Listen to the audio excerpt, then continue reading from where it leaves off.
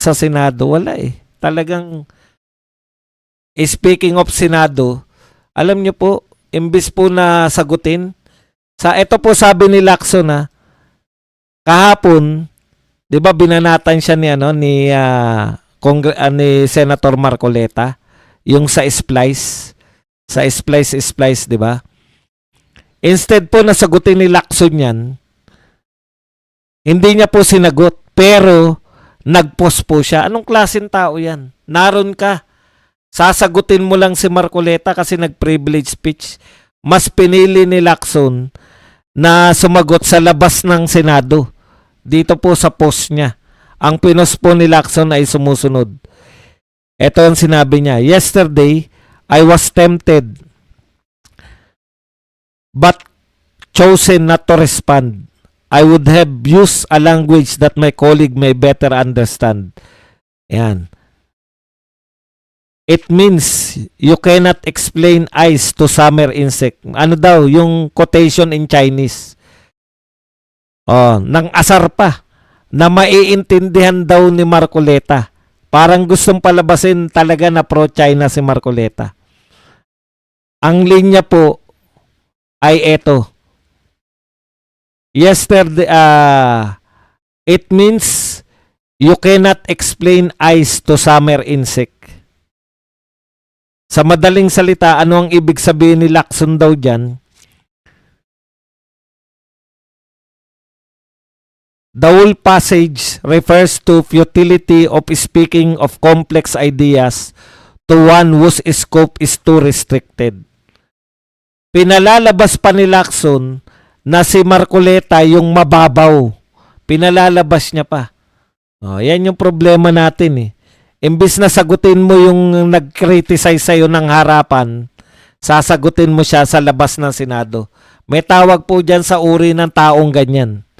At yan po yung binibintang nyo kay Marcoleta. Hindi po si Marcoleta yung na nilalarawan nyo na sa bintang nyo. Kayo po. Kung ano yung sinasabi nyo kay Marcoleta, kayo yun. Question and answer na po tayo. Maleta lang nire-respeto. Yan. Surina. Basta sa sino mang kumakalaban sa mga Marcos ngayon, kawawa lang. Maliban lang kung bawat paglabas ng salita, kuha talaga sa pagdodiyos. Okay. Garin, tapang-tapangan kanina, ayaw mo nang pakinggan ang sagot ni Erice. May katapusan ka rin, Garin. Sabi po ni Lori Garcia, precisely Erice. Yan. Wala nang pwedeng kumalaban sa mga demonyong Marcos kundi hindi ko maintindihan yung sapang dojos eh. Sapang dojos lang ng demonyo kasi ang kalaban natin ngayon. Sapang dojos. Matagal na nayayari sa probinsya ng Isabela kung saan nanggaling ang House Speaker D. Mga kurap, yan ang motto nila, walang iwanan kasi the fall of one is the fall of everyone. Yan. Salamat much, Miss Judge. Abogado si Marcoleta, feeling pa netong mga walang alam sa batas. Sila pa ang feeling may alam. Kala ko alis ka na, Justin. Nagpaalam ka. Duwag si Pinky sa debate kasi lalamunin siya ni Senator Marcoleta. Bayot. Boss, good evening. Tapos na ba ang botohan? Opo. 54-1. Isa lang po ang bumoto na ibasura ang impeachment. Si Matulis Kaboy, Congressman.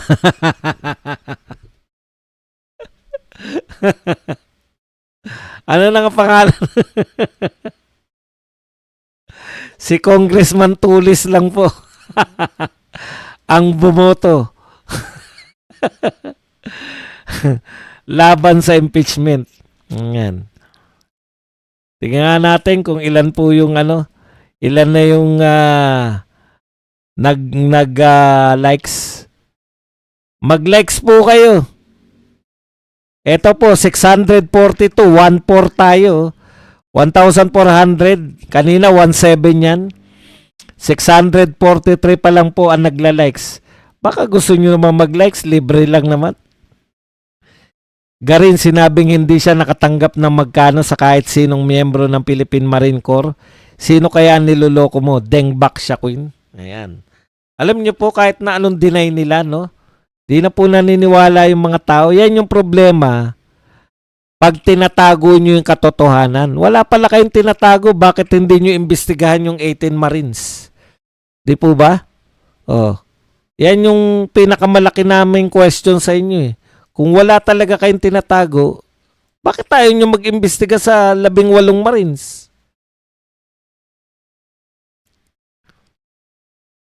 Pinatunayan lang ni Pinky na bading siya. Grabe. Salamat sa pakulay, sabi ni Sorina. Ugaling diktador si Charis. Si Ryan, kumaway lang. The Philippines needs divine intervention. Minandro. 54 maleta kongs lang pala ang bumoto. Bads, lahat yata ng lobo sa pisngi ng pisngi anti-Duterte. Daming lobo pisngi. Okay, ano na nga po palang mangyayari ngayon, no? Pagkatapos po ng so 54-1, si ano lang po ang bumoto, si Bong Suntay. Pagkatapos po, ano na po ang mangyayari? Yan.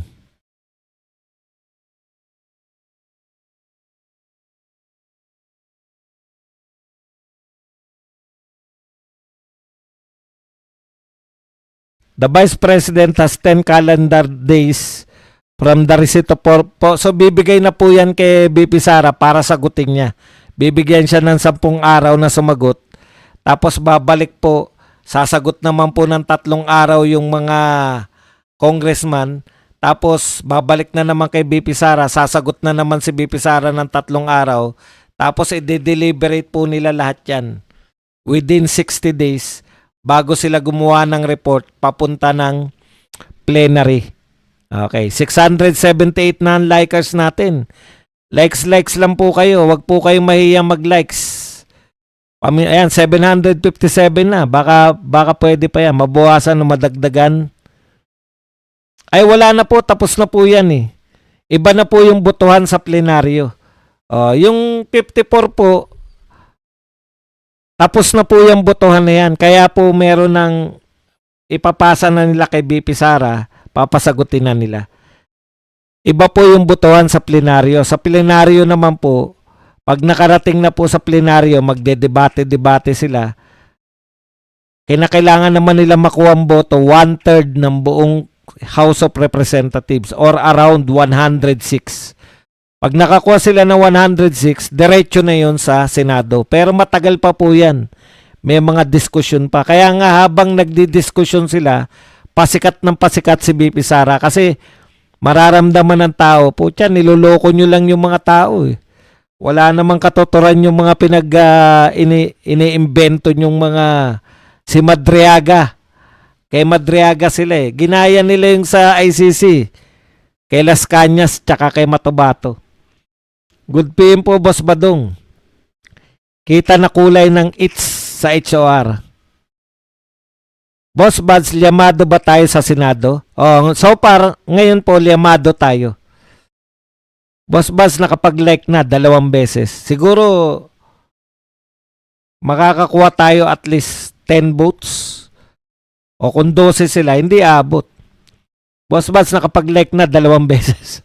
Wala rin silbihan kung 2 beses. Dapat isa lang. Boss Bads, bakit nanalo pa sa kani-kanilang lugar ang mga yan? Dahil ba sa mga maleta? Hindi po. Sikat na po silang pamilya. Kaya nga dynasty na sila doon, di ba? Eh kayo, katulad ng congressman nyo, iboboto nyo pa rin yung congressman nyo kahit na anong mangyari. Yun lang po paliwanag natin dyan. Boss Bads, nakapag-likes na na. Boss, bakit nanalo? Yan. Likes, si Hapon. Yan.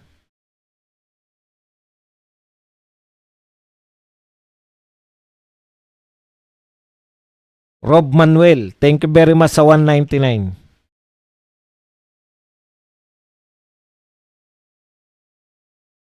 Dito na nga tayo sa bandang huli. Nalito na ako kung saan ako natapos eh. Konting tiis lang. Ilang buwan lang tag-ulan na ulit. Lalabas na ulit ang bangungot nila. Tawa lang tawa lang ni BP Sara. Thank you very much po kay Christopher Kandari sa sabi ni Tomas.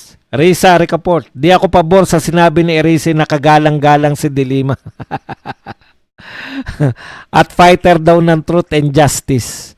Aba, okay pala to. May background ko, no? Yung House of Representatives. Boss Baz, bakit 54 lang? Di ba 300 ang congressman? Sa committee lang, Committee of Justice lang po yung 54-1 na botohan. Nasa committee lang po to, wala po sa plenaryo yung usapan. Boss Buds, ito ang perfect timing para bumili ng stocks. Oo nga eh. Perfect timing kaya wala akong pera. Yung alam mo na malakas no pag nag-rebound. Yan, masarap bumili ng Tesla tsaka Tesla tsaka nilang pinaniniwalaan ko na nakakabawi. Tesla, Google, tsaka siyempre yung Nvidia. Committee of No Justice. Yang impeachment ni BP Sara ay kusang matatabunan ng flood control issue dahil aabot yan sa tag-ulan. Correct. Christopher Kandari, salamat sa pakulay. Kailan po ba ang Lenten break sa HO? Malapit na. Saan makikita yung mga bumoto 54 boss? Tanong nyo lang po sa mga AI. Marami na po yan. Ilalabas po nila yan. Sino-sino yung mga bumotong 54? Mabuhay ang 54. Jade Marquez. Talagang ganyan. Kala mo naman magagalit pa kami sa'yo. Ubus na yung galit ko kanina. Na-high blood na nga ako eh.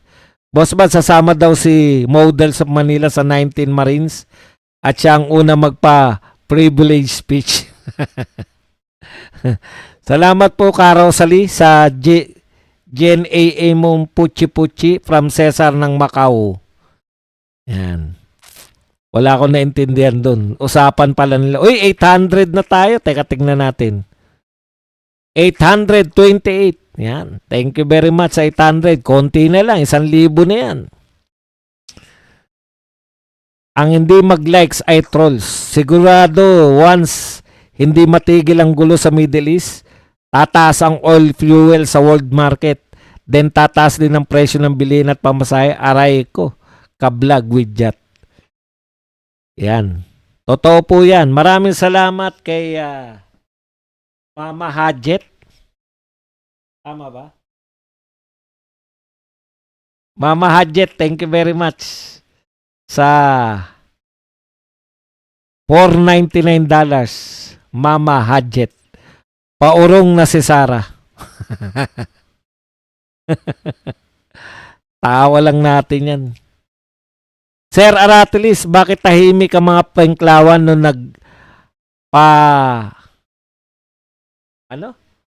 one si Dilima sa driver niya at si Jim Paredes nung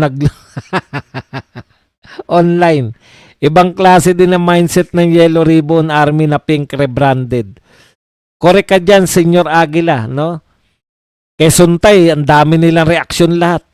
Pero kay Jim Paredes, kay Dilima, wala sila reaksyon. Takot sila kay Dilima eh. Baka kainin sila eh. Yung 54 na yan, babahain na naman yan. Hindi na nadala, bumuboto pa rin. Kasi nga sa maleta, wala po sila talagang choice. Kung hindi, di ba? Wala silang choice eh. Kumita na naman ang komite. Lalabas bukas ang SOCMED na mukha ng 54 congressman para ikalat at makita nila at mamarkahan. Na pagsisiyan nila ang makita mukha nila sa SOCMED isa-isa. Tama. Mama Hajet, salamat sa pakulay. Ano daw? Kagalang-galang si Dilima. Magjojowa yan. Mapadriver, security, putek. Unlimited Jowa Pamor de Lima. Siya rin po yung siya rin po yung kumakausap kay Madriaga. Contest sila ni contest po sila ni Trillanes sa mga pagkaukausap. Jade Marquez. Sinong Sara? Jeronimo, maya ka naman kay Mateo. Sara Balabagan yata.